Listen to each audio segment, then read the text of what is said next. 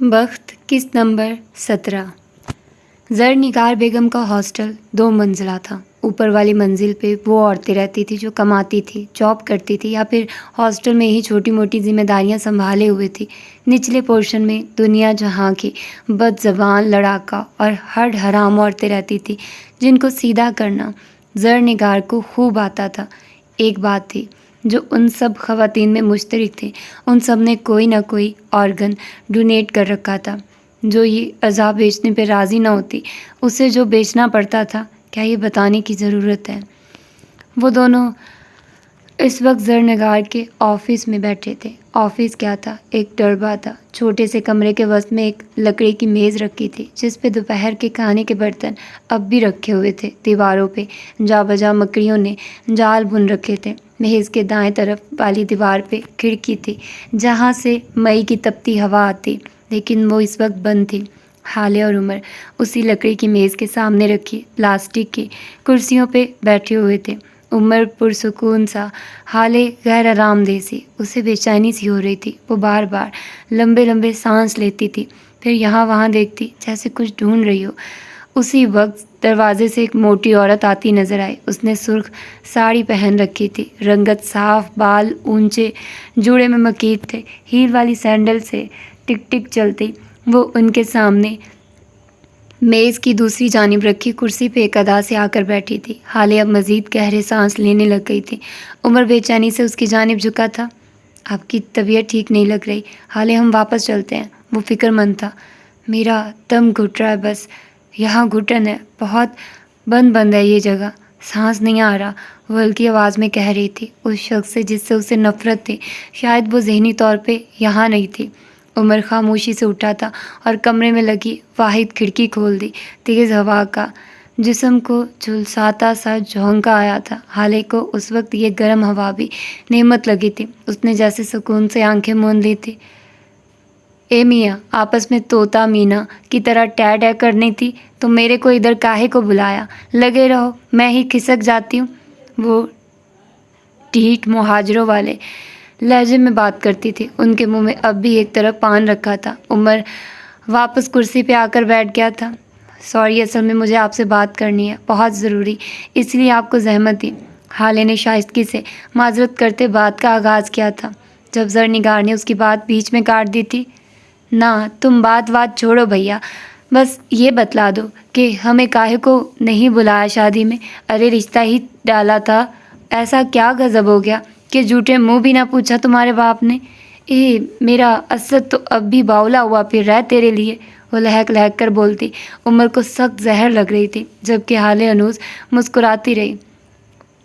आपने बदला भी तो ले लिया ज़रनिगार साहिबा। मेरी शादी की रात मुझे अगवा करवाया, ज़ोदोकोब किया, मुझे हब्से बेजा में रखा, और तो और आपने मेरा गुर्दा बेचा। क्या आपको ये सब ज़ेब देता था? बताइए, क्या मैं ये सब डिज़र्व करती थी? वो मसनूही दुख से कह रही थी। उमर हॉन्कों की तरह उसको देखे गया। यही हाल ज़रनिगार का भी था, जबकि हाले उन दोनों से बेनियाज कहे जा रही थी। मेरा बाप इस सदमे से चला गया, मेरा ख़ानदान टूट गया। मैं अब बस आपसे एक ही इल्तिजा करने आई हूँ, सिर्फ एक, खुदा के लिए अपनी बद्दुआ वापस ले लें। मेरा घर बसने दे, मुझे मेरे शौहर से बड़ा ही प्यार है, मैं इसे खोना नहीं चाहती। उमर ने इतनी ज़ोर से मुड़कर उसे देखा कि गर्दन चटखने की आवाज़ आई। जो कुछ भी हुआ वो वक्त में लिखा था। अब मेरा वक्त अगर इनके साथ जुड़ा था तो भला मैं क्या कर सकती थी? लेकिन आपने मेरे साथ जो कुछ भी किया, शायद वही मेरे लिए सज़ा थी। मुझे लगता है कि मैंने आपका दिल दुखाया और मुझे आपकी बद्दुआ लग गई है। खुदा के लिए मुझे बख्श दें प्लीज़। आखिर में आंखों में आए हुए आने वाले नादीदा आंसू साफ किए थे। ज़रनिगार बेगम अपनी कुर्सी से उठकर उसके पास आई थी। उसके सर को हौले हौले थपका था। देख हाले, मैं दुनिया जहाँ की बेगैरत औरत हूँ। मैं सारे गलत काम करती हूँ। मैं लोगों के जिस्मों से पुर्जे निकाल कर बेचती हूँ। मैं लड़कियों से कैसे कैसे काम करवाती हूँ, सब जानते हैं। मैं क्या करती हूँ जानती है, सब कैसे जानते हैं, क्योंकि मैं झूठ नहीं बोलती। जो करती हूँ डंके की चोट पे करती हूँ, और सबसे बड़ी बात, मैं अपनों पे वार नहीं करती। वो संजीदगी से कह रही थी। मैंने तुझे बेटी बोला है, मैं कभी पीठ पीछे वार नहीं करती। सारा कराची जानता है میں نے اپنے لڑکے کا رشتہ ڈالا، تیری طرف سے انکار ہو گیا۔ میں نے بات پہ مٹی ڈال دی۔ وہ ہاتھ ہلا ہلا کر کہہ رہی تھی، میرے باپ دادا لکھنؤ کے رئیس تھے، جائیدادیں چھوڑ کر سب کچھ لٹا کر جب یہاں پہنچے تو خالی ہاتھ تھے، لیکن اپنا وقار ہم ساتھ لائے تھے۔ ہمارے ورثے میں ہمیں بس وقار ملا ہے۔ اگر تیرے کو اغوا کیا ہوتا تو سینہ ٹھوک کر کہتی، ہاں کیا ہے۔ اس نے زور سے اپنے سینے پہ ہاتھ مارا تھا۔ یہاں رہنے والی ایک ایک لڑکی کو بلا کر پوچھ لے، کسی سے زبردستی نہیں کرتی میں۔ جس کو باہر نوکری کرنی ہوتی ہے اسے نوکری کرواتی ہوں، جس اپنے لیے پیسہ چاہیے ہوتا ہے وہ اعضاء بیچتی ہیں، جس کو جسم بیچنا ہوتا ہے وہ جسم بیچتی ہیں۔ زر نگار نے کبھی زبردستی نہیں کی۔ تو اپنی بچی ہے، چاہے تو ابھی اپنے قسم کی پستول اٹھا لے اور ڈال دے اس کے اندر کا سارا لوہا میرے جسم میں۔ اگر تیرے دل میں رتی برابر بھی شک ہے، بچی ہے تو اپنی، میں مرنا پسند کروں گی لیکن معیار سے گرنا نہیں۔ وہ جذباتی سے کہہ رہی تھی، اس کا ہر لفظ گواہی دیتا تھا کہ وہ سچ کہہ رہی ہے۔ عمر تو حالے کی اداکاری پہ اش اش کر اٹھا۔ شوہر، پیار، اللہ کی پناہ، کہیں میں مر ہی نہ جاؤں۔ قریب آدھے گھنٹے بعد زرنگار ان دونوں کو گاڑی تک چھوڑ آئی تھی۔ ساتھ ساتھ عمر کو حالے کے حوالے سے کہیں تاکیدیں اور دھمکیاں بھی دی تھی، جسے عمر سر جھکا کر کلس کر سنتا رہا تھا۔ عمر حیات کی گاڑی جیسے ہی وومن ہاسٹل سے باہر نکلی، اس نے بامشکل دبایا ہوا اشتعال باہر نکالا۔ یہ کرنے گئی تھی آپ وہاں؟ آپ کو کیا لگتا ہے وہ دنیا جہاں کی فراڈ عورت آپ کے چند نقلی آنسوؤں سے امپریس ہو جائے گی اور سب کچھ سچ سچ بتا دے گی؟ واللہ میں نے آپ جیسی بے وقوف لڑکی کہیں نہیں دیکھی۔ کوئی پلان نہیں، کوئی اسٹریٹجی نہیں، کوئی ثبوت، کوئی کمزوری، آپ کے پاس کچھ بھی نہیں تھا حالے سلطان۔ میں سوچ بھی نہیں سکتا، مجھے یقین نہیں آ رہا آپ اتنی بے وقوف کیسے ہو سکتی ہیں۔ وہ دبے دبے غصے سے بول رہا تھا، جبکہ حالے خاموشی سے اس کی باتوں سے بے نیاز اپنے موبائل پہ انگلیاں چلا رہی تھی۔ اگلے لمحے اس نے گاڑی کے سسٹم سے اپنا موبائل کنیکٹ کیا۔ اب گاڑی میں زرنگار کی آواز گونج رہی تھی، وہ شاید کسی آدمی سے بات کر رہی تھی۔ عمر رک سا گیا تھا۔ میں ہرگز اس شیر علی کو نہیں چھوڑوں گی، وہ بلند آواز میں گھرا رہی تھی۔ اس نے میرے خلاف اس بچی کو بھڑکایا۔ ارے اب کیا اپنے ہی بیٹی کی پسند کو اغوا کرواؤں گی؟ ارے میرے اسد کی تو جان بستی تھی اس میں، اب کیا اس کے گردے بیچنے لگی زرنگار؟ عمر نے دانت پہ دانت جما کر ضبط کیا تھا۔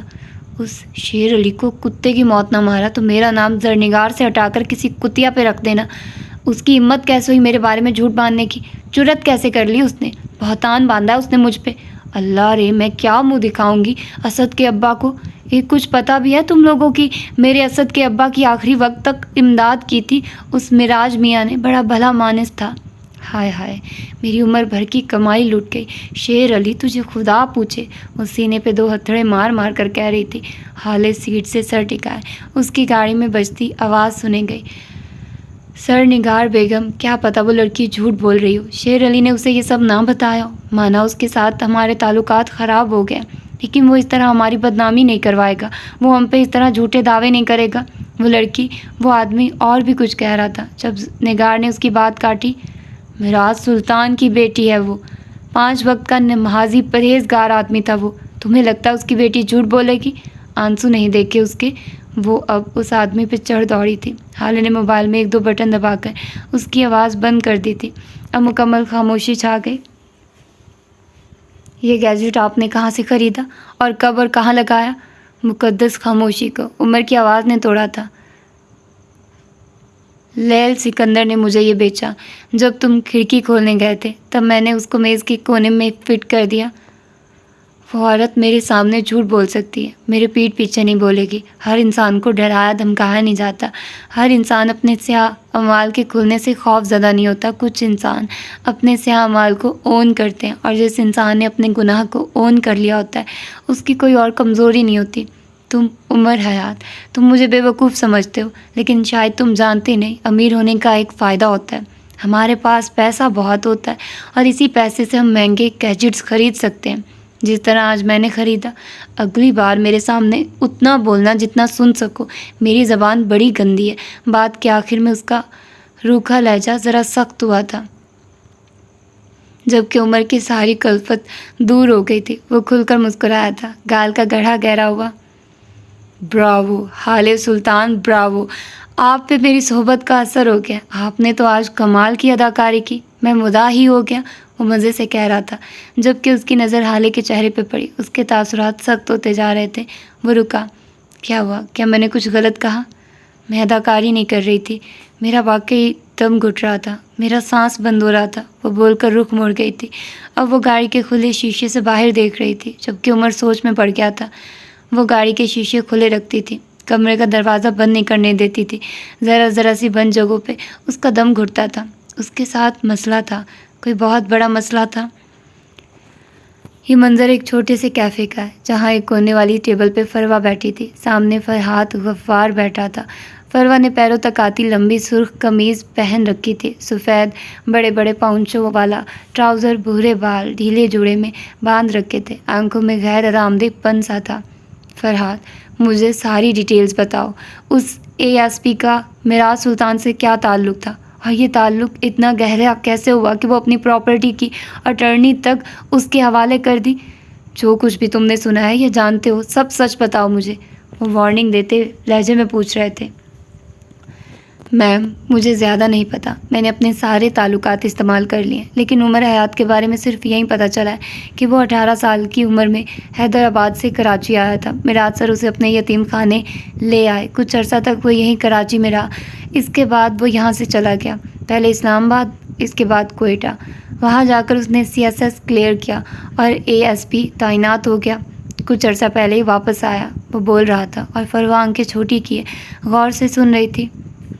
اور ایک بات اور، اسے پیسے سے پیار ہے، اس معاملے میں بہت جنونی ہے، اپنی تنخواہ سے اس کا گزارا نہیں تھا۔ نوکری کے اگلے سال اس نے ایک گاڑیوں کے شو روم میں اپنے دوست کے ساتھ شراکت داری کر لی تھی، جہاں سے وہ دونوں ہاتھوں سے پیسہ بٹورتا ہے۔ صدر بازار میں اس کی 3 آٹوز کی دکانیں ہیں، مختلف لوگ اس کے لیے کام کرتے ہیں۔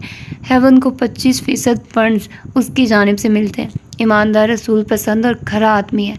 میرات صاحب اس کے بارے میں کہتے تھے کہ اللہ نے اس کا وقت بہت فرصت سے لکھا ہے، اس پہ اللہ کا خاص کرم ہے۔ وہ جس چیز میں ہار ڈالتا ہے اسے سونا بنا دیتا ہے، اسے کاروبار میں کبھی نقصان نہیں ہوتا، شاہ خرچ ہے، اور کبھی بھی بے ایمانی یا رشوت کا پیسہ نہیں لیتا۔ وہ کہتا ہے پیسہ اس کا عشق ہے، اور اس عشق میں بے ایمانی کے پیسے کا شامل ہونا بے وفائی ہے، اور وہ بے وفا نہیں ہے۔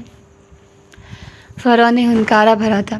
اتنی ساری معلومات مل تو گئی ہیں، اور رہ کیا گیا؟ وہ طنزیہ پوچھ رہی تھی۔ فرحات مسکرایا تھا۔ میم، یہ ساری باتیں اس کی گلی کا کتا بھی جانتا ہے، یہ سب وہ معلومات ہے جو وہ خود بتا دیتا ہے۔ وہ حیدرآباد سے کیوں آیا، واپس کیوں نہیں گیا، وہاں کس کے ساتھ رہتا تھا، میراث سلطان سے اس کا کیا تعلق ہے، یہ ساری دولت وہ کہاں سے لایا، یہ سب کوئی نہیں جانتا۔ کم از کم میرے تعلقات اس معاملے میں خاموش ہیں۔ اب آگے کیا حکم ہے؟ وہ تابعداری سے پوچھ رہا تھا۔ اس کی روٹین کیا ہے، کیا کرتا ہے، کہاں جاتا ہے، پتہ کروایا؟ زیادہ کچھ خاص نہیں پتہ۔ صبح فجر کے بعد ہیون جاتا ہے، 1 گھنٹہ بچوں کو قرآن پڑھاتا ہے، اس کے بعد اپنی ڈیوٹی پہ جاتا ہے، شام میں اپنا شو روم دیکھتا ہے۔ وہ زیادہ تر شو روم نہیں جاتا، اس کا دوست سردار سب کچھ سنبھال لیتا ہے۔ میراث صاحب کی موت کے بعد اس کی روٹین چینج ہو گئی ہے، اب فجر کے بعد یا پھر رات کے قبرستان جاتا ہے، کافی دیر بیٹھا رہتا ہے، پھر آ جاتا ہے۔ اس کی نوکری چلی گئی ہے، لیکن وہ کچھ کر رہا ہے۔ کیا؟ یہ نہیں معلوم۔ وہ میراث سلطان کو بہت کالز کرتا تھا، بہت زیادہ، دن میں تقریباً 10 دفعہ، اور وہ کبھی بھی اس کی کال نہیں کاٹتے تھے۔ وہ اگر عدالت میں بیٹھے فیصلہ سنا رہے ہوتے تھے تب بھی نہیں، اگر کسی میٹنگ میں ہوتے تھے تب بھی نہیں۔ شاید وہ انہیں بہت عزیز تھا۔ کیفے کی سرمئی دیواریں یاسیت سے گزرے دنوں کے قصے سنے گئی۔ فروا بغیر کچھ کہے اٹھ کھڑی ہوئی تھی۔ فرحاد اس کی تقلید میں اٹھا تھا۔ مجھے ان کی محبتوں کے قصے نہ سناؤ فرحاد، مجھے عمر حیات کی کامیابی کے قصے بھی مت سناؤ، مجھے اس کی طاقت بھی مت بتاؤ، اس کا عشق بھی مت سناؤ۔ اگلی بار جب مجھے ملو تو اس کی کمزوری ساتھ لاؤ۔ وہ جتنا مضبوط اور کامیاب ہے، کبھی کسی دور میں اتنا ہی کمزور اور ناکام رہا ہوگا۔ مجھے اس کی بے خوفی کے قصے نہ سناؤ، مجھے اس کا خوف لا کر دو، وہ خوف جو اسے ہانٹ کرتا ہے، ڈراتا ہے، وہ جس کے بارے میں بات کرنے سے وہ خود بھی ڈرتا ہے۔ کچھ نہ کچھ، کوئی نہ کوئی چیز ضرور ہوگی۔ اس کا خوف لاؤ فرحاد، میں اس خوف کو استعمال کروں گی، میں اگلی ملاقات کا بے صبری سے انتظار کروں گی۔ وہ بول کر پرس کونی پہ ٹکائے باہر نکلتی چلی گئی۔ پیچھے سرمئی دیواروں نے جیسے بے دلی سے سر جھٹکا تھا۔ اب انہوں نے اپنے کان کسی اور میز کی جانب لگا لیے تھے۔ کوئی نئی سازش، کوئی نیا انتقام۔ दोपहर बासी होकर शाम में बदलने लगी थी। उमर हयात की गाड़ी में छाई खामोशी तवील तर होती जा रही थी। ऐसे में एक मसरूफ सी शाहिरा से गुजरते हुए हाले ने चौंक कर गर्दन घुमाई थी। गाड़ी रोको, गाड़ी रोको, वो जल्दी जल्दी बोल रही थी। उमर ने बगैर कुछ कहे गाड़ी रोक दी थी। क्या हुआ, कुछ चाहिए आपको, वो नरमी से पूछ रहा था। हाले जवाब दिए बगैर गाड़ी से उतर गए। यहाँ कतार दर कतार बस दुकानें थी, छोटी बड़ी दुकानें, लोगों का बेतहाशा रश, मुख्तलिफ बोलियाँ, मुख्तलिफ लोग। जहाँ हाले ने गाड़ी रुकवाई थी वो एक छोटा सा स्टॉल था, जहाँ कोई अधेड़ उम्र आदमी एक बड़ी सी देग से बिरयानी निकाल निकाल कर लोगों को प्लेट में डाल कर दे रहा था। कोई शॉपर में डलवा कर अपने घर ले जा रहा था कि बीवी बच्चों के साथ खाएंगे। कराची की तकरीबन हर सड़क पे आपको इस तरह के छोटे ढाबे, स्टॉल और रेहड़ी पे रखी खाने पीने की अशिया फरोख्त करते लोग नजर आएंगे। वजह कराची के लोगों की चटखारेदार खाने से मोहब्बत है। हाले छोटे छोटे कदम लेती उस स्टॉल के पास आ गई थी। बूढ़े आदमी ने हाले को देखा तो आंखें चमक उठी। उसके चावल निकालते हाथ थमे थे। वो अब स्टॉल से निकलकर हाले के सामने आ गया था। हाले बेटी, तुम बड़े दिनों बाद चक्कर लगाया। मान लिया कि तुम्हारी मुकम्मल जायके की तलाश ख़त्म नहीं हो गई, लेकिन फिर भी बेटा चक्कर लगा लेता है बंदा, वो उदासी से कह रहे थे। बात करते हुए वो चलते हुए सामने रखी प्लास्टिक की कुर्सियों पे आकर बैठ गए थे। उमर भी उसके साथ बैठा था।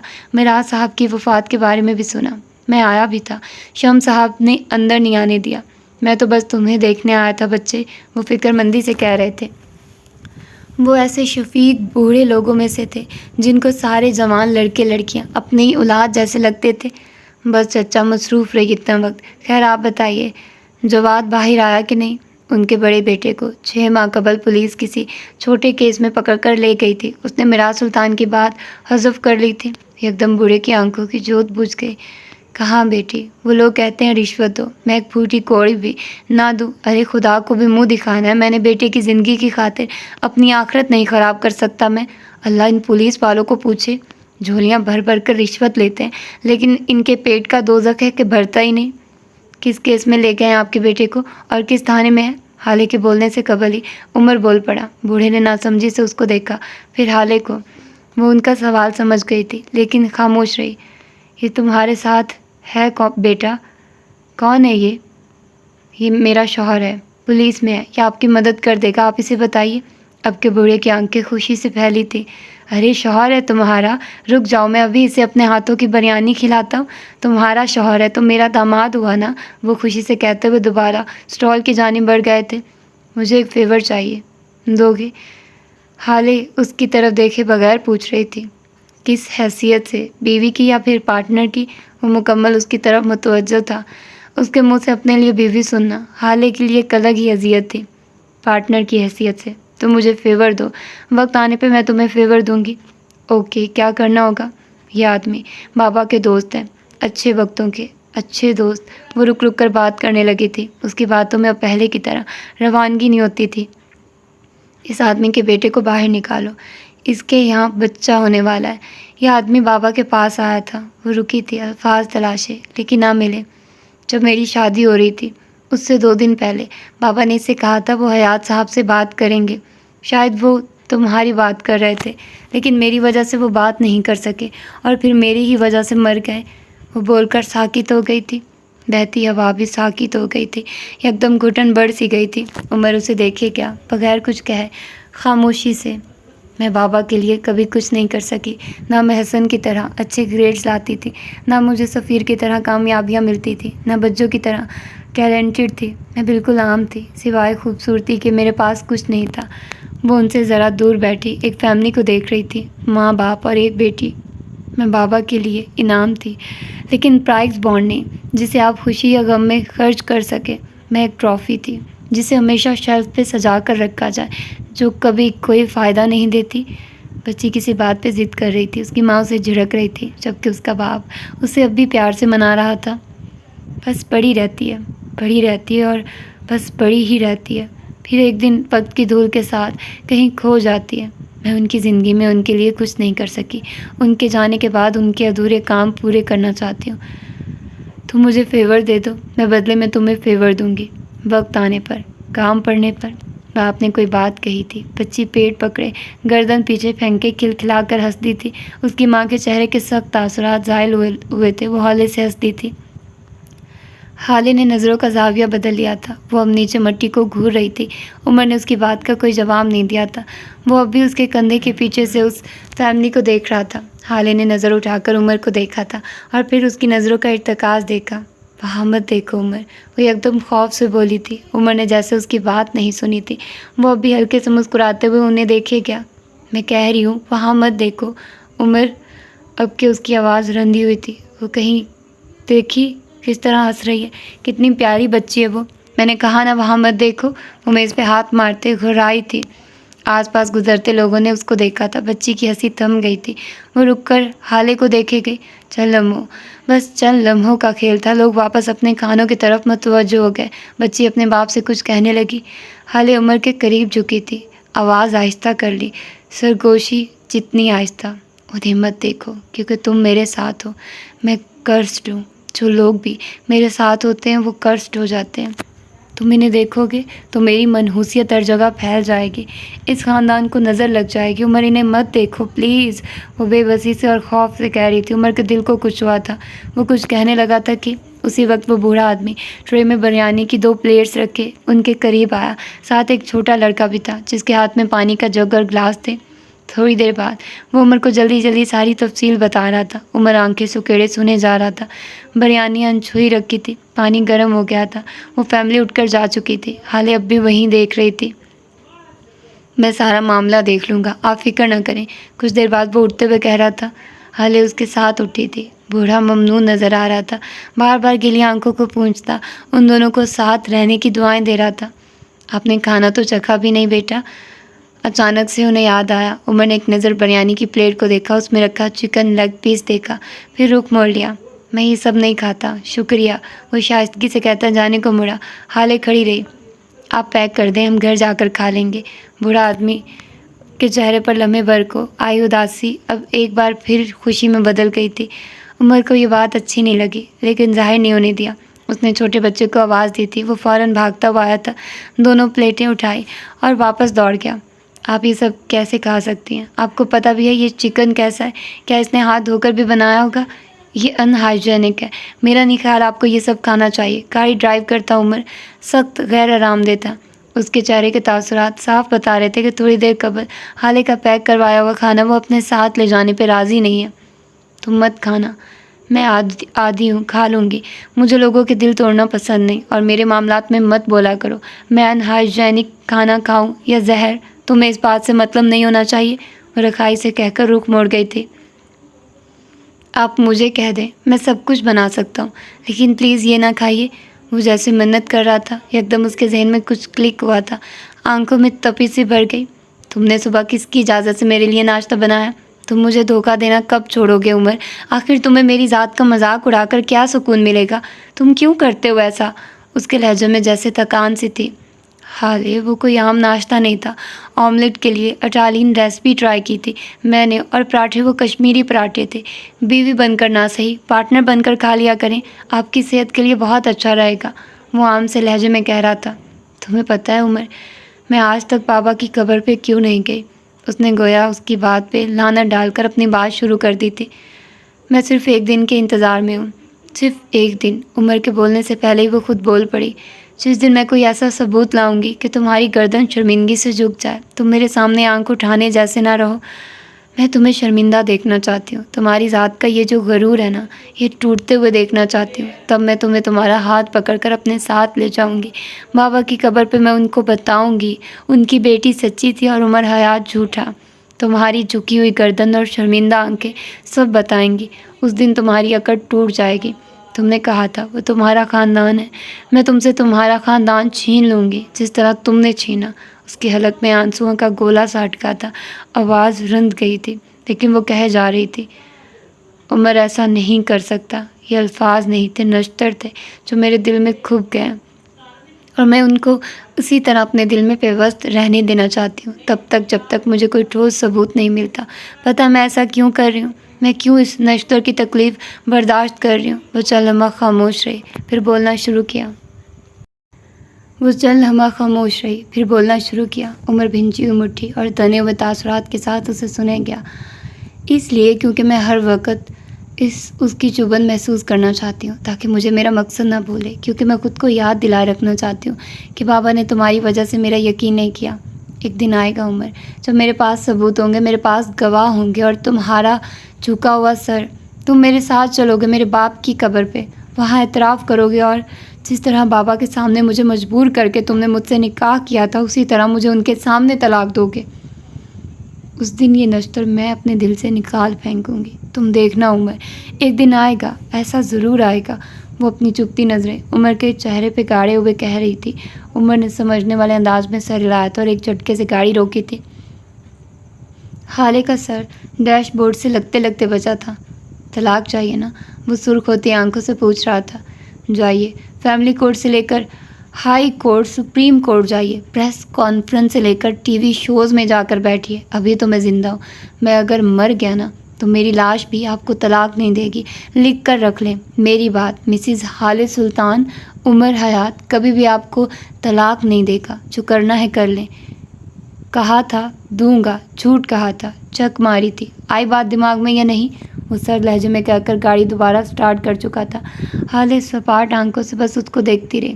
ڈوبتی شام اور آتی رات نے چپکے سے یہ منظر اپنی آنکھوں میں حفظ کر لیا تھا۔ سلطان منزل کے پرتعیش ڈرائنگ روم میں شمس سلطان اور شاہد حسین شاہانہ صوفوں پہ آمنے سامنے بیٹھے تھے۔ دائیں طرف والے صوفے پہ حسن اور حسینہ بیگم بیٹھی تھی۔ ان کی آنکھیں گیلی تھی، وہ بار بار ٹیشو سے اپنی آنکھوں کو پونچھ رہی تھی۔ حسن خاموش سا بیٹھا تھا، جبکہ شاہد حسین نے بات کا آغاز کیا۔ چند غیر ضروری باتوں کے بعد وہ مدعے پہ آئے تھے۔ شمس، میں یہاں ایک بہت ضروری بات کرنے آیا ہوں۔ دراصل بات کرنے نہیں، میں یہاں اپنی بہن اور بھانجے کو لینے آیا ہوں۔ میں تمہاری غیر موجودگی میں بھی یہ کام کر سکتا تھا، لیکن میں نے تمہارا یہاں موجود ہونا بہتر سمجھا۔ اب تم آ ہی گئے ہو تو میں تمہیں بتا دوں کہ آپا اور حسن کو میں اپنے ساتھ لے جا رہا ہوں۔ وہ لسانیت سے کہہ رہے تھے۔ اور میں پوچھ سکتا ہوں تم میرے مرحوم بھائی کی بیوہ اور میرے بھتیجے کو کس حق سے لے کر جاؤ گے؟ کیا تم یہ نہیں جانتے کہ ان دونوں کا وارث میں ہوں؟ حسن میرے بھائی کی نشانی ہے، میں اسے تمہارے ساتھ نہیں جانے دوں گا۔ اگر بھابھی جانا چاہتی ہیں تو ان کی مرضی۔ شمس کی بھاری آواز سارے میں گونجی تھی۔ شاہد حسین کے چہرے کے تاثرات یکدم بگڑے تھے۔ اچھا، وارثی مل گئی ہے تو تم مارو گے میرے بچوں کو؟ ان کا باپ مرا ہے، ماموں ابھی زندہ ہے، حسن اور حالے مجھے ہارون کی طرح عزیز ہیں۔ تم میرے بچوں پہ اس طرح ہاتھ نہیں اٹھا سکتے، میں تمہیں اس کی اجازت نہیں دوں گا۔ اور ایک بات اور، تم مجھے ڈرا دھمکا کر اپنی بات بھی نہیں منوا سکتے۔ نہ میں کمزور ہوں، نہ میں بچہ۔ حسن کو اپنے ساتھ لے جاؤں گا، میں بہت دیکھ لی تمہاری وارثی۔ برہمی سے کہتے ہوئے وہ شمس کو سخت زہر لگے، لیکن یہ وقت مصلحت کا تھا۔ اگر وہ حسن اور حسینہ کو جانے دے دیتے تو آگے جا کر ان سے کئی سوالات ہوتے۔ یہ دو لوگ ایسے تھے جیسے جنگ میں تیروں سے حفاظتی ڈھال۔ جو کچھ بھی ہوا میں اس کے لیے شرمندہ ہوں۔ بھابھی آپ سے بھی، حسینہ کو دیکھ کر کہا، اور حسن تم سے بھی۔ تم میرے بیٹے ہو، میرے سفیر جیسے۔ اس دن جو کچھ ہوا وہ ایک غلطی تھی، میں اپنی غلطی مانتا ہوں اور تم سے معافی بھی مانگتا ہوں، لیکن اگر پھر بھی تم شاہد کے ساتھ جانا چاہو تو میں کیا کہہ سکتا ہوں؟ شاہد نے پہلو بدلا تھا۔ حسن مطمئن سا بیٹھا رہا، پرسکون سا۔ حسن جاؤ، اپنا ضروری سامان لے آؤ، آپس چلیں آپ میرے ساتھ، ہم یہاں سے جا رہے ہیں۔ میرے گھر میں ابھی اتنی جگہ ہے کہ میری بہن کے بچوں کو مار کھانی نہ پڑے، اور میرے بازوؤں میں اتنا دم ہے کہ اپنی بہن اور اس کے بچوں کو کھلا سکوں۔ شاہد اٹھ کھڑے ہوئے تھے، حسینہ خاموشی سے بیٹھی رہی، آزردہ سی۔ یہ ان کے شوہر کا گھر تھا، اسے چھوڑنا مشکل تھا، بہت مشکل۔ وہ جب تک زندہ تھے ایسا لگتا تھا کہ وہ تخت پہ بیٹھی ہیں۔ آج انہیں اندازہ ہوا تھا انہوں نے کیا کھویا، لیکن کیا واقعی انہوں نے معراج کو ان کی موت کے بعد کھویا تھا، یا پھر 20 سال پہلے؟ لاتعداد سوچے تھے اور لاتعداد پچھتاوے۔ میں آپ کے ساتھ نہیں جاؤں گا ماموں، حسن کی پرسکون آواز نے وہاں بیٹھے تمام نفوس کو حیرت میں ڈالا تھا۔ آپ تب کہاں تھے ماموں جب انہوں نے ملازمین کے سامنے میری بہن پہ ہاتھ اٹھایا، اسے گھر سے نکالا؟ وہ بدتمیزی نہیں کر رہا تھا، نہ اس کی آواز اونچی تھی، وہ اپنے باپ کی طرح بات کر رہا تھا، سیدھی اور کھری۔ آپ تب ہمارے ساتھ نہیں تھے، اب ہمیں ضرورت نہیں رہی۔ میں اپنی ماں کو آپ کے ساتھ نہیں جانے دوں گا، نہ میں خود آپ کے ساتھ جاؤں گا۔ یہ میرے باپ کا بھی گھر ہے، میں کیوں جاؤں؟ وہ ان کے دیکھتے ہوئے کہہ رہا تھا، دھیما لہجہ، سنجیدہ لہجہ۔ اگر کوئی ہارون بھائی کو مارتا یا گھر سے نکالتا، کیا آپ تب بھی خاموش بیٹھ جاتے؟ شاہد حسین کا سر جھکا تھا۔ میری بہن بس ایک رات گھر نہیں آئی تھی، آپ نے اسے ڈسون کر دیا۔ آپ کے بیٹے نے تو اپنے ہی بھائی کو قتل کیا تھا، آپ نے اسے تو گھر سے نہیں نکالا۔ شاہد حسین نے زخمی نظروں سے اپنی بہن کو دیکھا تھا۔ حسینہ نے نظریں چرائی تھی۔ شمس دلچسپی سے سارا نظارہ دیکھے گئے۔ میں آپ سے اپنی بہن کے لیے بھیک نہیں مانگ رہا، نہ آپ کو بلیم کر رہا ہوں، میں بس آپ کو یہ بتا رہا ہوں کہ آپ اگر ایک مشکل میں ہمارے ساتھ نہیں تھے تو میں آگے آپ پہ کس طرح بھروسہ کروں؟ وہ اب اٹھ کھڑا ہوا تھا۔ میں اپنی اماں کا خیال خود رکھ سکتا ہوں اور اپنا بھی، میں اپنے باپ کا گھر چھوڑ کر نہیں جاؤں گا۔ وہ رکا تھا، پھر شمس کو دیکھا۔ نہ میں آپ کے سفیر سلطان جیسا ہوں، گردن موڑ کر شاہد حسین کو دیکھا، اور نہ میں آپ کے ہارون شاہد جیسا، میں میراث سلطان کا بیٹا ہوں، حسن سلطان۔ مجھے کسی کا لیسر ورژن نہیں بننا، میرے نام کے ساتھ میرے باپ کا نام کافی ہے۔ وہ نرمی سے کہہ رہا تھا، پھر آگے آیا، شل بیٹھے شاہد حسین کے سامنے ان کے گھٹنوں کے قریب نیچے بیٹھا، ان کا ٹھنڈا ہاتھ تھاما اور کہنا شروع کیا، آپ مجھے بہت عزیز ہیں، میں آپ کی بہت عزت کرتا ہوں، لیکن آپ میرے باپ نہیں ہیں۔ میرا باپ مر گیا ہے اور اب میں اپنا باپ خود ہوں۔ اپنی اماں اور بہن کے لیے میں گھر کا سربراہ مرد ہوں، میں ان کے لیے فیصلے لے سکتا ہوں، چاہے غلط ہوں چاہے صحیح، لیکن وہ فیصلے میرے ہوں گے۔ میرے باپ نے مجھے فیصلے لینا سکھایا ہے۔ آپ آئے، میری اور اماں کی فکر کی، آپ کا شکریہ، لیکن میں وہ وقت نہیں بھول سکتا جب آپ ہمارے ساتھ نہیں تھے، جب کوئی بھی ہمارے ساتھ نہیں تھا۔ آپ میرے بڑے ہیں، ہمیشہ رہیں گے، لیکن ہم آپ کے ساتھ نہیں جائیں گے۔ سادہ نرم تو ٹوک لہجہ وہ بولتے ہوئے اٹھ کھڑا ہوا تھا اور وہاں بیٹھے تمام نفوذ کی طرف دیکھے بغیر باہر نکل گیا تھا۔ ڈرائنگ روم کے دروازے کی اوٹ میں کھڑے ہو کر اس نے اپنے دھڑکتے دل پہ ہاتھ رکھا تھا۔ اس کا چہرہ اندر بیٹھے پر اعتماد حسن سلطان جیسا نہیں تھا، یہ کوئی اور ہی تھا، کوئی معصوم گھبرایا ہوا بچہ۔ اس نے اپنے جیب سے ایک مڑا توڑا کاغذ نکالا، پھر اس پہ نظر دوڑائی، ایک بار، دو بار، پھر سر جھٹک کر بڑبڑایا، شٹ، یہ لائن تو رہ ہی گئی۔ یہ وہ پرچہ تھا جو اس نے شاہد حسین کے آنے کا سن کر صبح تیار کیا تھا۔ البتہ کچھ لائنز تھی جو وہ بھول گیا تھا، اور کچھ لائنز اس نے موقع کی مناسبت سے اپنی طرف سے کہی تھی۔ اس کا دل اب بھی بری طرح دھڑک رہا تھا۔ سارا خاندان کہتا تھا وہ میراث سلطان جیسا ہے، بس وہی جانتا تھا میراث سلطان بننا کتنا مشکل ہے۔ شام آخری الوداع کہہ کر اپنے گھر کو چلی گئی تھی۔ رات اپنی سیاہی لیے، اپنی ذمہ داری پوری کرنے سارے میں پھیل گئی تھی۔ ایسے میں عمر حیات کے گھر ایک کمرے میں حالِ سلطان بیٹھی اپنے موبائل پہ زر نگار کے آفس میں ہونے والی باتیں سن رہی تھی۔ پھر بالآخر اس نے تھک کر کانوں سے ایئرپورٹس نکالے تھے۔ کوئی بات اس کے مطلب کی نہیں تھی، وہ عورت اس سب میں شامل نہیں تھی۔ ایک لمحے کو، بس ایک لمحے کو اس کے ذہن میں آیا تھا کہ شاید عمر بھی بے گناہ ہو، لیکن پھر سر جھٹک دیا۔ اس خیال کے بعد الزام دینے کو کوئی نہیں تھا، اور اس وقت اسے کوئی چاہیے تھا۔ اس نے دکھتے سر کو انگلیوں سے دبایا تھا، پھر موبائل اٹھا کر مہر کو کال کرنے لگی۔ جب اسے کانٹیکٹ لسٹ میں سارے نمبر خیر شناسہ نظر آئے، بے اختیار کل کا واقعہ اس کی آنکھوں کے آگے گھوم گیا۔ عمر کی اماں کا گفٹ کیا ہوا پرفیوم توڑتی حالے دل نے ایک بار پھر ملامت کی تھی، لیکن وہ اب دل کی باتوں پہ بہت کم دھیان دیتی تھی۔ اس وقت بھی دل سے ہر خیال کو جھٹکتی وہ عمر کے کمرے کی طرف بڑھ گئی۔ کمرے کا دروازہ بند تھا۔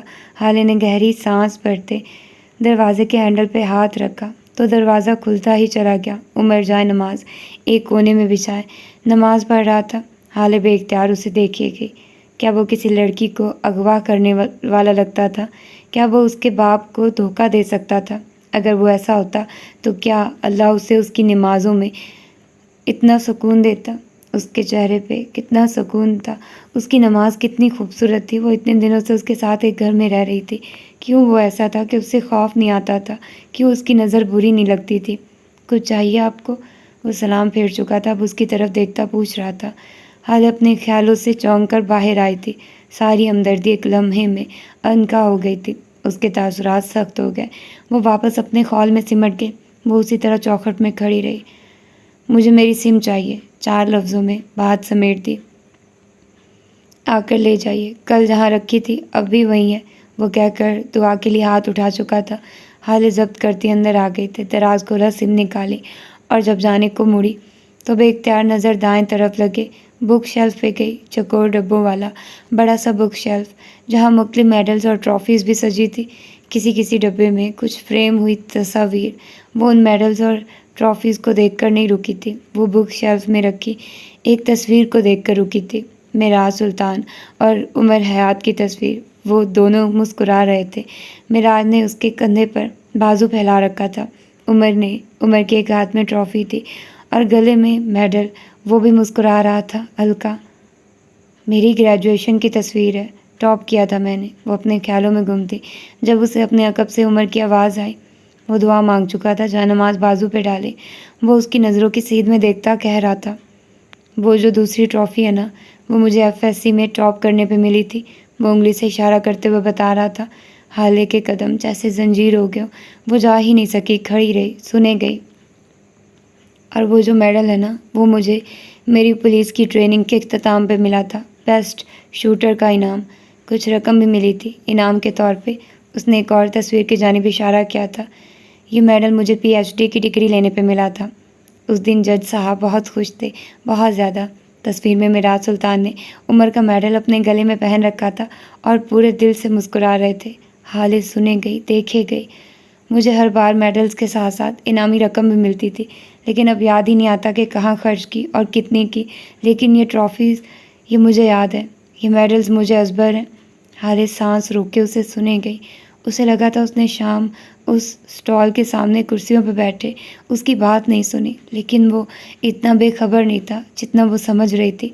वो अब भी उसके कंधों के पीछे खड़ा कह जा रहा था, शेल्फ में लगी ट्रॉफ़ी बस सजाने के लिए नहीं मिलती, वो इसलिए मिलती है ताकि उसे देख देख कर खुशी मिला करे, होंठों पे मुस्कुराहट और दिल में फ़ख्र आया करे, अपनी ज़ात पे मोहब्बत आए। ये ट्रॉफ़ीज़ हमें याद दिलाती हैं कि कभी किसी दौर में हमने कितनी मेहनत की थी, हम कितनी रातें जागे थे, हमने कितनी बार खुद को फंसे पुश डाला था। ये हमारा हौसला बढ़ाती हैं। जब हमें हारने का डर होता है, ये हमें तसल्ली देती हैं। जब हम हार कर आते हैं, ये कहती हैं, क्या हुआ कि एक और ट्रॉफ़ी ना मिली, हम तो है ना, चलो अगली बार सही।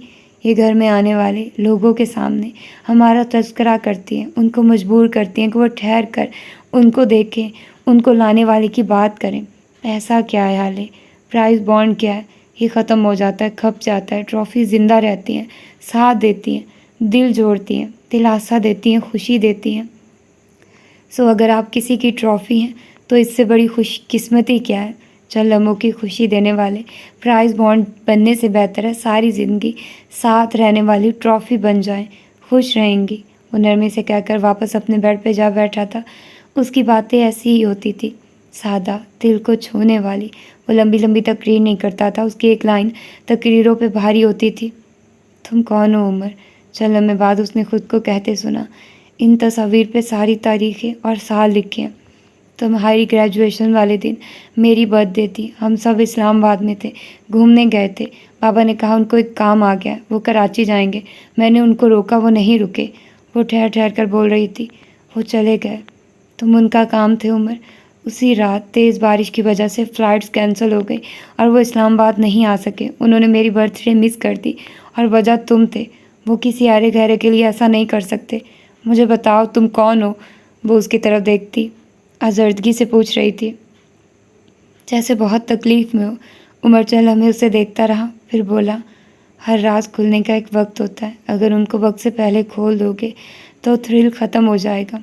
हर बात बताई नहीं जाती, वरना बातें अपनी वक़्त खो देती हैं। मैं कौन हूँ, ये बात बताने की नहीं, खोजने की है। कभी आपने फ़िल्म की स्टोरी सुनकर वो लुत्फ़ हासिल किया जो फ़िल्म को सर्च करके, डाउनलोड करके या फिर सिनेमा जाकर देखने से मिलता है? हर राज को पाने की एक स्ट्रगल होती है। आप बगैर स्ट्रगल के राज पाना चाहती हैं? हाले सुल्तान, राज बताए नहीं जाते, खोजे जाते हैं। खोज लगाइए और पता कर लें। हाले को उससे ऐसी ही किसी बात की उम्मीद थी। वो गुस्से और रंज के मिले जुले तासुरात से चंद लम्हा उसको देखती रही, फिर आगे बढ़कर दरवाज़ा दहाड़ से मारती बाहर निकल गई। पीछे उमर की बुड़बड़ाहट वाज़े थी। अगर ये जज साहब की बेटी ना होती तो देख लेता इन्हें। उसी वक्त उसका मोबाइल बजा था। उमर के तासुरात लम्हे के हज़ारवें हिस्से में बदले थे। वो हाले के सामने खड़ा नरम तासुरात वाला आदमी नहीं था, ये संजीदा सा आदमी कोई और ही था। हेलो कहते उसने मोबाइल कान से लगाया था। उमर भाई, आपने कहा था ना फ़हीम मिर्ज़ा के हर काम पे नज़र रखो। मेरे पास एक ख़बर है। स्पीकर से मर्दाना आवाज़ आई थी। हाँ बताओ, क्या ख़बर है? سر اس کے بیٹے نے اپنی کزن کے ساتھ زیادتی کی ہے، خبر ملی ہے کہ کوئی ذاتی اناج تھا۔ فہیم یہ خبر میڈیا اور پولیس سے چھپا رہا ہے، لیکن میں چونکہ اس کا پیچھا کر رہا تھا سو مجھے معلوم ہو گیا۔ آپ کہیں تو بات میڈیا میں اچھال دوں؟ ہرگز نہیں، عمر نے ناگواری سے ٹوکا تھا۔ عورت سے بدلہ لینا مردوں کا شیوا نہیں ہوتا۔ اگر وہ FIR کروائے تو ٹھیک، ورنہ تم کسی کو اس بات کی بھنک بھی نہ لگنے دینا۔ وہ سختی سے کہہ کر فون بند کر چکا تھا۔ ایسی خبریں اس کے لیے نئی نہیں تھی، لیکن ہر بار درندگی کے ایسے واقعات سن کر اس کا دل دکھتا تھا۔ تھوڑی دیر اس بارے میں سوچنے کے بعد وہ سر جھٹک کر پاس پڑے لیپ ٹاپ کو کھول کر کام کرنے لگ گیا تھا۔ دیوار پہ لگا بک شیلف اس کو کام کرتے دیکھے گیا۔ یہ اسٹال والے واقعے کے 2-3 دن بعد کا ذکر ہے۔ مئی کا آخر چل رہا تھا، دھوپ ایسی تھی کہ جسم کو جھلسا رہی تھی۔ ایسے میں اسپتال کے پرائیویٹ روم میں بیٹھا نور ہر احساس سے عاری لگ رہا تھا۔ نرمین کے پاس بیڈ پہ بیٹھے ہوئے اس نے نرمین کا ہاتھ اپنے ہاتھ میں پکڑ رکھا تھا۔ آنکھوں میں تکلیف تھی، چہرہ بے تاثر۔ آنکھیں دل کا آئینہ ہوتی ہیں، جب تکلیف آنکھوں سے ظاہر ہونے لگے تو چہرے کو کچھ کہنے کی ضرورت نہیں ہوتی۔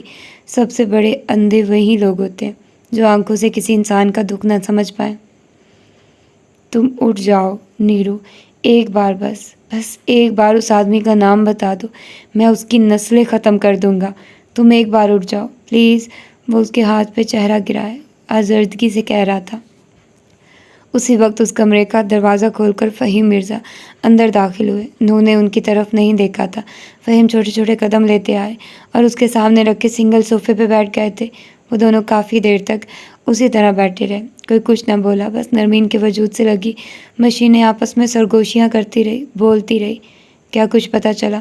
تھوڑی دیر بعد جب فہیم نے سوال کیا تو مشینوں کی ساری سرگوشیاں بند ہو گئی، باتیں دم توڑ گئی۔ کچھ نہیں پتہ چل رہا، کچھ بھی نہیں، وہ ہار کر بول رہا تھا۔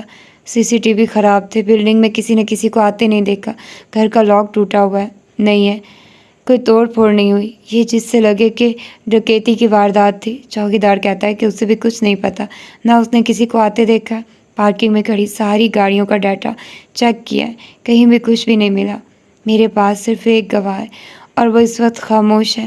جب وہ بولے گی تب میں اس آدمی کو پتال سے بھی لے آؤں گا۔ نرمین کے چہرے کو دیکھتا ہوا کہہ رہا تھا۔ فہیم مرزا کی رکی ہوئی سانس بحال ہوئی تھی۔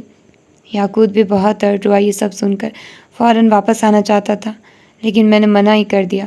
جانتے تو ہو نا کتنا جذباتی سا ہے، کہیں کچھ کر ہی نہ دے، آخر نرمین اس کی بھی بہن ہے۔ وہ سرسری سا کہہ رہے تھے، البتہ ان کا چہرہ ان کا ساتھ نہیں دے رہا تھا۔ نور نے چہرہ اٹھا کر ان کو دیکھا تھا۔ کہاں ہے یاقوت؟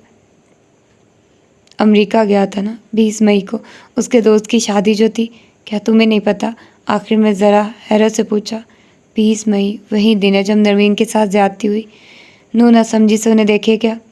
اس نے مجھ سے ایسا کچھ نہیں کہا۔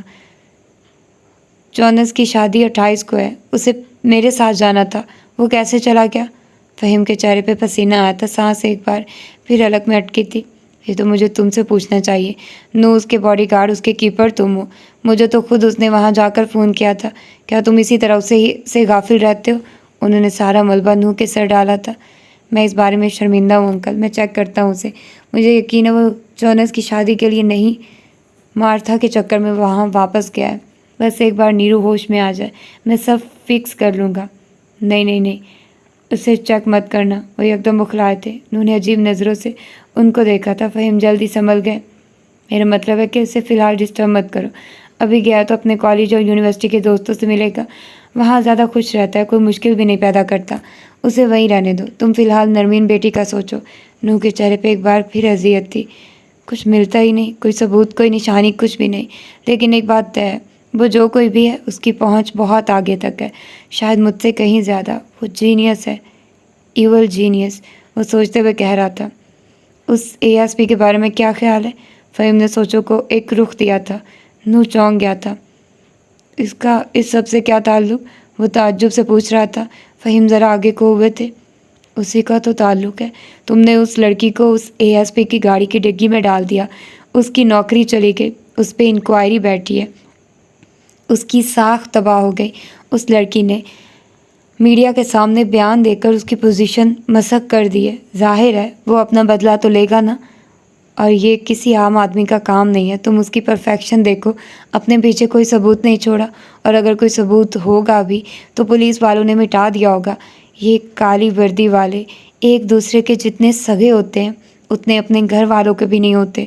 تم اسے چیک کرو نو، مجھے لگتا ہے کہ وہ ان سب میں انوالو ہوگا۔ میں وثوق سے کہہ رہا ہوں۔ نو سوچ میں پڑ گیا تھا۔ وہ ایسا آدمی نہیں ہے، میں اسے جانتا ہوں، لیکن میں اسے چیک کروں گا۔ اس نے بات ختم کر دی تھی۔ فہیم مرزا نے سکھ کا سانس لیا تھا۔ بلا بس ان کے بیٹے کے سر سے ٹلے، پھر چاہے کسی کے بھی سر پہ آئے۔ یہاں سے چند کلومیٹر دور عمر حیات کے بنگلے پہ صبح تازہ تھی۔ وہ حالے سے بات کرتا ہوا گاڑی کے قریب جا رہا تھا، حالے بے تاثر چہرے کے ساتھ بس اسے سنے جا رہی تھی۔ اس نے لمبی سفید قمیض کے ساتھ سفیدی ٹراؤزر پہن رکھا تھا، پیروں میں زرد ہیلز، بال آدھے کیچر میں بندھے تھے، آدھے کمر پہ جھول رہے تھے، چہرہ میک اپ سے پاک تھا، اس کی آنکھیں سوجی ہوئی تھی، سوگوار سی۔ وہ دونوں گاڑی کے قریب پہنچ گئے تھے۔ ابھی وہ دونوں اندر بیٹھتے جب چوکیدار نے دروازہ کھولا اور ایک گاڑی اندر آئی۔ عمر نے گاڑی پہچان لی تھی۔ وہ ذرا سا مسکرایا تھا۔ اس کے برعکس گاڑی سے نکلنے والا آدمی دل کھول کر مسکرا رہا تھا۔ آنے والی کی عمر کوئی 30-32 کے قریب تھی، صاف رنگت، مناسب نقوش۔ وہ اپنے بازو واق کی عمر کے قریب آیا تھا، پہلا ہاتھ کا پنچ ملایا، پھر دونوں گلے لگے۔ چند لمحہ بعد دونوں الگ ہوئے۔ وہ اب عمر سے میراث سلطان کی تعزیت کر رہا تھا، عمر نے بس سر ہلایا تھا۔ اسی وقت نوارد کی نظر حالے کی جانب گئی تھی۔ وہی سارے منظر نامے میں مس فٹ تھی۔ اس سے پہلے کہ وہ کچھ کہتا پوچھتا، یہ میری بیوی ہے حالے سلطان، اور یہ میرا دوست اور بزنس پارٹنر ہے سردار خان۔ عمر نے باری باری دونوں کا ایک دوسرے سے تعارف کروایا تھا۔ سردار تو ہنکوں کی طرح انہیں دیکھے گیا۔ تمہاری شادی کب ہوئی؟ مجھے بتایا کیوں نہیں؟ وہ بدقت پوچھ سکا۔ ہم شام میں ملیں گے، اوکے؟ عمر کا لہجہ نارمل تھا، لیکن آنکھیں تنبیہ کر رہی تھی۔ وہ اسے جلد از جلد یہاں سے بھیجنا چاہتا تھا، لیکن کیا سردار اپنی نئی نویلی بھابھی سے ملاقات کیے بغیر جا سکتا تھا؟ السلام علیکم بھابھی، آپ کیسی ہیں؟ وہ عمر کو نظر انداز کر کے نہایت ادب اور شائستگی سے پوچھ رہا تھا۔ حالے جو مارے باندھے کھڑی تھی، اس طرز تخاطب پہ جل بھن گئی۔ میں ٹھیک ہوں مسٹر سردار، اور میرا نام بھابھی نہیں حالے سلطان ہے۔ آپ مجھے مس سلطان کہہ سکتے ہیں۔ خواہ مخواہ کی رشتہ داریاں گانٹنے کی شوقین نہیں ہوں میں، آئندہ دھیان رکھیے گا۔ الفاظ کے برعکس لہجہ نارمل تھا۔ عمر نے اس کو مل گیا سکون والی نظروں سے دیکھا تھا، لیکن سردار نے ہمت نہیں آ رہی۔ اچھا آپ ایسا کریں نا، آج رات ڈنر ہمارے ساتھ کریں، میں اور میری بیوی، ہمیں بہت خوشی ہوگی، اور آپ دونوں کی ایک دوسرے کے ساتھ خوب بنیں گی۔ آپ نے جو ڈریس پہن رکھا ہے نا، میری بیوی نے بھی سیم ٹو سیم ایسا ڈریس لیا تھا، آپ دونوں کی پسند بہت ملتی ہے۔ وہ ابھی کچھ اور بھی کہتا جب عمر نے اپنا بوٹ والا پاؤں اس کے پاؤں پہ رکھ کر زور دیا تھا۔ سردار خاموش ہو گیا تھا۔ حالے کی رنگت بدلی تھی۔ کیا میں نے کچھ غلط کہہ دیا؟ وہ حیران ہوا۔ حالے لمحے کے 1000ویں حصے میں سنبھل گئی تھی۔ I can pay for it. میں نے آپ کی بیوی کے کپڑے یوز کیے آپ کی اجازت کے بغیر۔ یہ ایک نازیبا حرکت تھی۔ میں آپ کی بیوی سے بات کر لوں گی اس بارے میں۔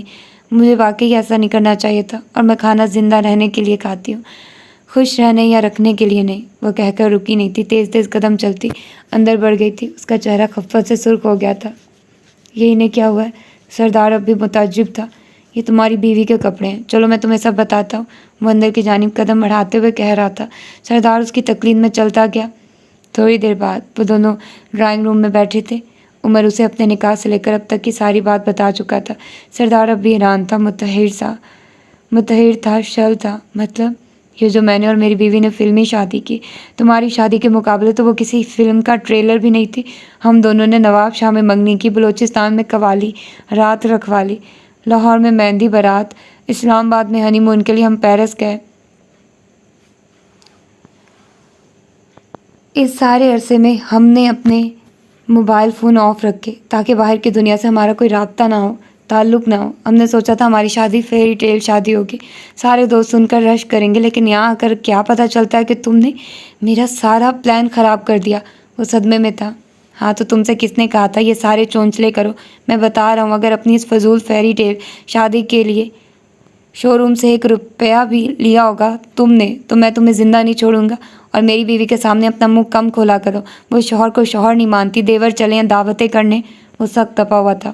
یہاں سے باہر نکل کر کچن میں آ تو حالے کچن میں کھڑی شانوں کو ٹرالی کا سیٹ کرتے دیکھ رہی تھی۔ ایک بات بتائیے، یہ سردار کی بیوی کے کپڑے یہاں اس گھر میں کیا کر رہے تھے؟ بالآخر اس نے پوچھ لیا، البتہ انداز سرسری تھا۔ شانو اب ڈرائی فروٹ کیک کاٹ کر پلیٹ میں رکھ رہی تھی۔ ارے باجی کیا بتاؤں، سردار بھائی بیوی نے اب اتنی شاپنگ کی، اپنی شادی پہ اتنی شاپنگ کی کہ ان کی 2 کاریں سامان سے بھر گئی، ایک ٹرک میں سامان گیا تھا۔ نواب شاہ، یہ جو کپڑے یہاں رہ گئے تھے نا، کپڑے جس دن اس مہنگے درزی نے دینے تھے نا، اس سے ایک دن پہلے سردار بھائی اور باجی کو نواب شاہ کے لیے نکلنا پڑا۔ اب وہ تلے ہوئے کباب پلیٹ میں سجا رہی تھی۔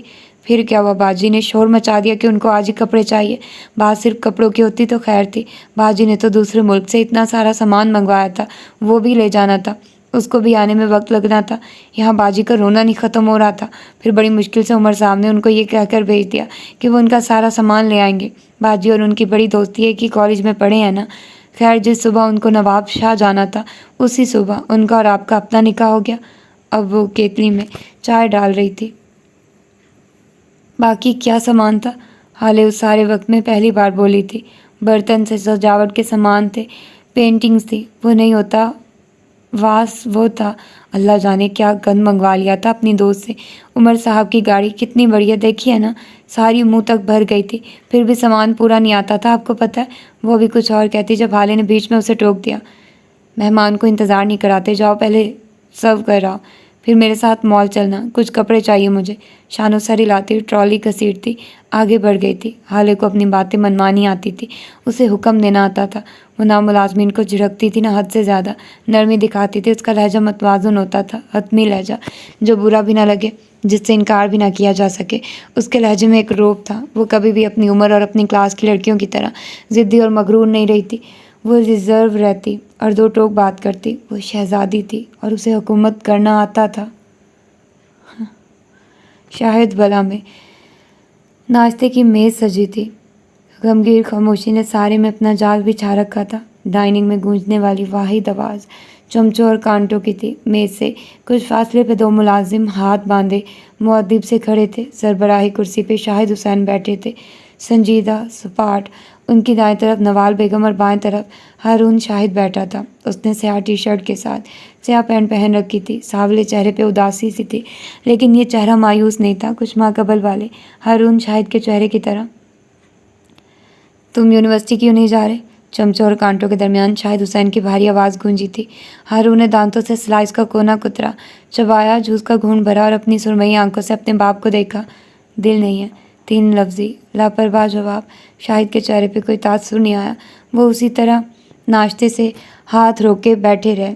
ٹھیک ہے، پھر میرے ساتھ سیاست میں آ جاؤ، میں تمہیں اپنی جگہ پہ لے آؤں گا، تمہیں لوگوں سے انٹروڈیوس کرواؤں گا۔ موڈ نہیں ہے، ہارون نے منہ بگاڑ کر جواب دیا تھا۔ نوال غیر آرامدہ نظروں سے ان دونوں کو دیکھتی رہی۔ یہ بھی صحیح ہے، پھر ایسا کرتے ہیں، تمہاری پینٹنگز کی ایگزیبیشن کروا لیتے ہیں، تم لے لو جتنا وقت چاہیے۔ جب تم اتنی پینٹنگز بنا لو جتنی ایگزیبیشن کے لیے ضروری ہوتی ہیں تو میں آگے بات کر لیتا ہوں، کیا خیال ہے؟ وہ سنجیدگی سے پوچھ رہے تھے۔ ابھی وقت نہیں ہے، وہ سلائس پہ جیم لگاتے ہوئے بولا تھا۔ کب تک میرے پیسوں پہ زندگی گزارنے کا ارادہ ہے؟ ان کے لہجے میں واضح طنز تھا۔ ہارون کا رنگ سرخ ہوا تھا۔ آخر کب تک ہارون؟ تم میرے پیسوں سے ناشتہ کرو گے، میرے پیسوں سے لنچ کرو گے اور میرے ہی پیسوں سے ڈنر۔ کب تک تم میرے پیسوں سے لی گئی گاڑیوں پہ گھومو گے؟ کب تک اپنے گارڈز کو میری دی ہوئی رقم دیتے رہو گے؟ اگر میں تم سے کار لے لوں، تمہارے اکاؤنٹس فریز کر دوں تو تمہارے پاس اپنا کیا ہوگا؟ مرد کے پاس ہر عمر میں اپنا کچھ نہ کچھ ہونا چاہیے، اور اگر نہ بھی ہو تو کوئی پلان ہونا چاہیے، کوئی اسٹریٹجی ہونی چاہیے، اگر وہ بھی نہ ہو تو کوئی ہنر ہونا چاہیے۔ تمہارے پاس کیا ہے ہارون؟ وہ ہارون کی سرمئی آنکھوں پہ اپنی سرمئی آنکھیں جمائے پوچھ رہے تھے۔ ان آنکھوں میں بس ذرا سا فرق تھا، بس ذرا سا۔ اس جوان لڑکے کی آنکھوں نے ابھی دنیا نہیں دیکھی تھی، اور وہ بری آنکھیں جہاں دیدہ تھی۔ تمہارے پاس کیا پلان ہے؟ کچھ بھی نہیں۔ تمہارے پاس میرا پیسہ ہے لیکن تم کوئی کاروبار نہیں کرنا چاہتے۔ تمہارے پاس ہنر ہے لیکن تم اسے دنیا کے سامنے نہیں لانا چاہتے کیونکہ تم جج ہونے سے ڈرتے ہو۔ تم پڑھنا نہیں چاہتے کیونکہ تم نے کبھی پڑھنا چاہا ہی نہیں۔ تم یونیورسٹی بس حالے کے لیے جاتے رہے ہو۔ ہارون کے چہرے کا رنگ بدلا تھا۔ شاہد کہے جا رہے تھے، کیوں؟ آخر کیوں ہے ایسا ہارون؟ کیوں کوئی انسان تم سے پینٹنگ چھڑوا سکتا ہے؟ اس کی آنکھوں کے سامنے خون سے لت پت رستم کا چہرہ آیا تھا۔ کیوں کوئی انسان اتنا ضروری ہے کہ تم سے تمہاری پڑھائی چھڑوا سکتا ہے؟ اس کی آنکھوں کے آگے حالے کا چہرہ آیا تھا۔ کیوں کوئی انسان سال ہر سال تمہارے دل و دماغ پہ حکومت کر سکتا ہے؟ کوئی انسان تمہیں قید کر لیتا ہے، تم وہ بولتے ہو جو وہ چاہے، وہ کرتے ہو جو اسے پسند ہو، وہاں جاتے ہو جہاں اسے جانا پسند ہو۔ کبھی یہ انسان میں تھا اور کبھی حالے۔ تم آزاد پیدا ہوئے ہو ہارون، اللہ نے ہر انسان کو آزاد پیدا کیا ہے۔ میں ہرگز یہ نہیں کہہ رہا کہ ہمارے خلاف جاؤ، وہ کام کرو جو ہمیں ناپسند ہو، نہیں۔ تم اگر وہ 2 کام ہمارے لیے کر رہے ہو تو ایک اپنی خوشی کے لیے کرو، کہیں اگر ہماری خوشی کے لیے چل رہے ہو تو اگلی بار اپنی خوشی کے لیے اپنی پسند کی جگہ کا پروگرام بناؤ۔ کبھی ہماری پسند سے کھا رہے ہو تو اگلی بار اپنی پسند کا آرڈر دو۔ کسی کو یہ حق مت دو کہ وہ تمہارے ذہن میں اپنی سوچ ڈالے۔ خود کو اتنا مت چکاؤ کہ تمہارے منہ سے نکلنے والے الفاظ کسی کی ناراضگی کے اندیشے سے خوف زدہ ہوں۔ تم آزاد ہو، تمہارے الفاظ، تمہاری سوچ کو بھی آزاد ہونا چاہیے۔ خود کو انڈر ریٹ مت کرو۔ جو ہنر تمہیں اللہ نے دیا ہے اسے دنیا کی وجہ سے کیوں چھپانا؟ لوگ برا بولیں گے لیکن کوئی اچھا بھی تو بولے گا نا، اور اگر نہ بھی بولے تمہارا دل راضی تو سب راضی۔ میں تمہیں 3 دن کا وقت دیتا ہوں، اپنے لیے فیصلہ لو۔ وہ اپنی کرسی سے اٹھ کھڑے ہوئے تھے، لہجے میں تپش باقی تھی۔ نوال نے ان کے ہاتھ پہ ہاتھ رکھ کر خاموش رہنے کا کہا تھا لیکن وہ نہیں سن رہے تھے۔ اپنا کریئر چوز کرو، کاروبار، پڑھائی، سیاست، پینٹنگ، کسی ایک چیز کو منتخب کرو ورنہ میں کر لوں گا۔ اگلے 3 سال کا پلان بناؤ اور اس پلان میں شادی کو بھی رکھو۔ 3 سال بعد یا 3 ماہ بعد مجھے نہیں پتا، لیکن میں اپنی نسل ختم ہونے نہیں دوں گا۔ شادی کرو، مجھے 2 پوتے پیدا کر کے دو، پھر چاہے جو مرضی کرو۔ تم چاہے ساری زندگی عشق کا روگ لیے بیٹھے رہو، مجھے فرق نہیں پڑتا۔ اور اگر تم نے شادی سے انکار کیا تو میں گن پوائنٹ پہ تمہارا نکاح کرواؤں گا، اور تم جانتے ہو میں ایسا کروں گا۔ میں تمہارا باپ ہوں اور تم سے زیادہ پاگل ہوں۔ وہ دبا دبا گھر آئے تھے۔ ہارون اپنی کرسی سے اٹھا تھا۔ اس کا چہرہ وہ نہیں تھا جس کے ساتھ وہ ناشتہ کرنے آیا تھا۔ آپ یہ سب اس لیے کہہ رہے ہیں کیونکہ میں ہارون ہوں؟ اگر میں رستم ہوتا تو آپ یہ سب نہ کہتے، وہ پھٹی ہوئی آواز میں کہہ رہا تھا۔ نوال بس خاموشی سے ان دونوں کے ایک دوسرے کے روبرو کھڑے دیکھتی رہی، بلکہ آپ کو ضرورت ہی نہ پڑتی کیونکہ وہ تو جینیس تھا نا، وہ تو ہر ڈھونڈ لیتا تھا، کام کر لیتا تھا۔ آپ کا فیوریٹ بیٹا۔ اصل میں اس دن مجھے مارنا چاہیے تھا۔ ہارون شاہد چلائے تھے۔ نہیں پاپا، چیخیے مت، میں صحیح تو کہہ رہا ہوں۔ اس دن مجھے مرنا چاہیے تھا تاکہ آپ کا فیوریٹ بیٹا بچ جاتا۔ اس دن اگر میں مرتا تو آپ کو اتنا دکھ نہیں ہوتا جتنا اب ہے۔ آپ کو اپنے کاروبار کی اتنی فکر نہ ہوتی جتنی اب ہے، کیونکہ وہ سب سنبھال لیتا ہمیشہ کی طرح۔ میں نہیں کر سکتا کیونکہ میں اس کے جیسا نہیں ہوں۔ میں نے آپ کے فیوریٹ بیٹے کو آپ سے دور کر دیا، اسی لیے میں کبھی آپ کی نظروں میں آ ہی نہیں سکا۔ میری اس حالت کے ذمہ دار آپ ہیں۔ اگر شروع سے آپ مجھے ویسی توجہ دیتے تو آج میں حالے یا کسی اور کی توجہ کے لیے نہ ترستا۔ اگر آپ میری پینٹنگ کی ویسے تعریف کرتے جتنی رستم کے گریڈز کی کرتے تھے تو آج میں بھی کانفیڈنٹ ہوتا۔ دنیا چاہے جو مرضی کہے، اگر ہمارے والدین ہمیں بہت اچھا ہے، بس اتنا بھی کہہ دیں تو ہم 7ویں آسمان پہ پہنچ جاتے ہیں۔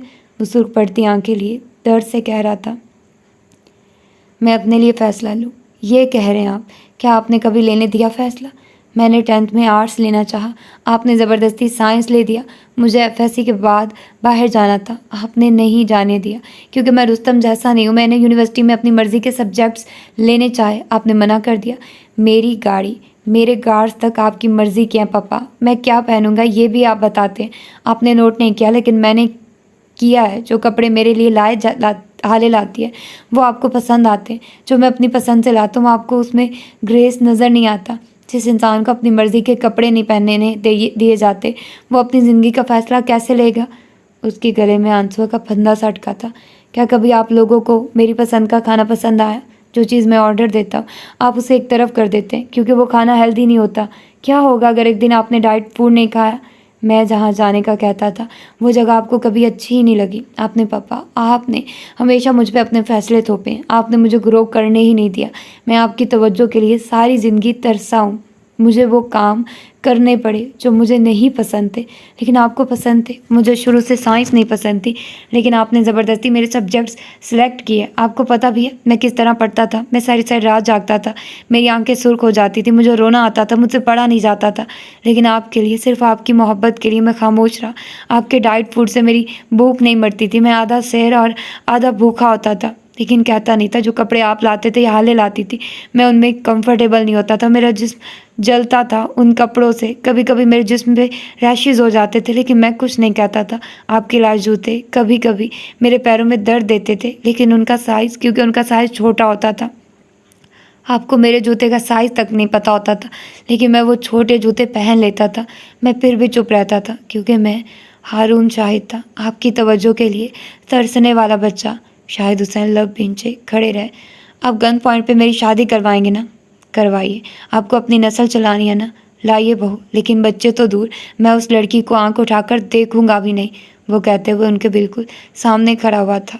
اب بس پپا، اب بس، بہت سہ لیا میں نے ہر بار، میں ہی کیوں، میں شادی کب کروں گا یہ میرا فیصلہ ہوگا، میں بچے کب پیدا کروں گا یہ بھی میرا فیصلہ ہوگا، میں کیا پڑھوں گا کیا کروں گا یہ سارے فیصلے آج کے بعد میں لوں گا، ہارون شاہد لے گا۔ کب لے گا یہ طے نہیں ہوا، آپ میرے باپ ہیں، مجھے رائے دیں، لیکن اپنے فیصلے مجھ پہ مسلط نہ کریں۔ اللہ نے مجھے دماغ دیا ہے، میں اپنے لیے فیصلے لے سکتا ہوں۔ آج کے بعد میں اپنی مرضی کے کپڑے پہنوں گا، اپنی پسند سے کھاؤں گا اور اپنی مرضی کی جگہ جاؤں گا۔ آج کے بعد میرے ساتھ کوئی گارڈ نہیں جائے گا، کیونکہ مجھے موت کا کوئی خوف نہیں ہے۔ ہارون شاہد آج کے بعد آزاد ہے، جس طرح رستم آزاد ہوتا اگر وہ زندہ ہوتا۔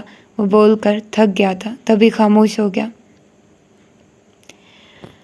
اس کا دل زور سے دھڑک رہا تھا، آنکھیں سرخ پڑ گئی تھی، جسم کانپ رہا تھا، لیکن وہ کھڑا تھا، اپنے لیے کھڑا تھا۔ شاہد چند لمحے اسی طرح کھڑے رہے، پھر آگے آئے، ہارون کی آنکھوں میں آنکھیں ڈالی اور کہنا شروع کیا، شادی کے 4 سال ہمارے ہاں اولاد نہیں ہوئی تھی ہارون۔ ان کا لہجہ دھیما تھا، پرسوچ تھا۔ 4 سال بعد اللہ نے مجھے 2 بیٹے دیے۔ یہ وہ وقت تھا جب آپا اولاد نہ ہونے کی وجہ سے صدمے میں رہتی تھی، پریشان، مایوس۔ ہارون نہ چاہتے ہوئے بھی سنے گیا۔ جب میری گود میں 2 بیٹے آئے تو میرے سب دوست، عزیز، رشتہ داروں نے کہا کہ میں ایک بیٹا اپنی بہن کو دے دوں، ورنہ کہیں میری بہن کو طلاق ہی نہ ہو جائے۔ ہارون نے سر اٹھا کر شاہ کی نظروں سے انہیں دیکھا تھا۔ مجھے ایسا لگا تھا جیسے کسی نے میرا دل نکال لیا۔ میں نے انکار کر دیا۔ لوگ مجھ پہ دباؤ ڈالنے لگے، مجھ سے کہنے لگے کہ رستم کو میں اپنے پاس رکھ لوں، اور ہارون وہ ویسے بھی کمزور اعصاب کا بچہ ہے، میں اسے اپنی بہن کو دے دوں۔ انہوں نے تمہارا نام لیا تو جیسے میرے دل پہ الٹی چھری پھیر دی۔ میں نے اپنی بہن کی طلاق منظور کر لی، لیکن میں نے اپنے بیٹوں کا سودا نہیں کیا، کیونکہ معراج بھائی نے انہیں نہیں چھوڑا۔ لیکن پھر بھی ہارون، میں نے تم پہ گیو اپ نہیں کیا۔ مجھے اگر صرف رستم عزیز ہوتا تو میں تمہیں ان کے حوالے کر دیتا۔ نوال عجیب سی نظروں سے اپنے شوہر کو بولتے ہوئے دیکھتی رہی۔ ہارون شرمندہ کھڑا تھا۔ تم دونوں میرے بیٹے تھے، میرے بازو۔ کیا کوئی ایسا انسان ہوگا جو ایک بازو کٹوانا منظور کر لے؟ کوئی نہیں ہوگا ہارون۔ اولاد سانجھی ہوتی ہے، تم میرے لیے اتنے ہی قیمتی تھے جتنا رستم۔ تمہارے لیے میرے فیصلے غلط ہو سکتے ہیں، میں مانتا ہوں، کیونکہ میں تمہارا باپ ہونے کے ساتھ ساتھ انسان بھی ہوں، اور انسانوں سے غلط فیصلے ہو جاتے ہیں، لیکن خیر، تم آزاد ہو بیٹا، اپنے فیصلوں میں آزاد۔ میری نسل اگر تم سے نہ چلی تو دوسری شادی کروں گا، دوسرے بچے پیدا کروں گا، اور اگر یہ بھی نہ کیا تو سڑک سے کسی یتیم بچے کو اٹھا کر اس کے نام کے آگے شاہد حسین لگا دوں گا، لیکن آئندہ تم سے کچھ نہیں کہوں گا۔ تم آزاد ہو ہارون، وہ آزردگی سے کہتے ہوئے وہاں سے چلے گئے تھے۔ پیچھے ہارون اسی طرح شل کھڑا رہ گیا۔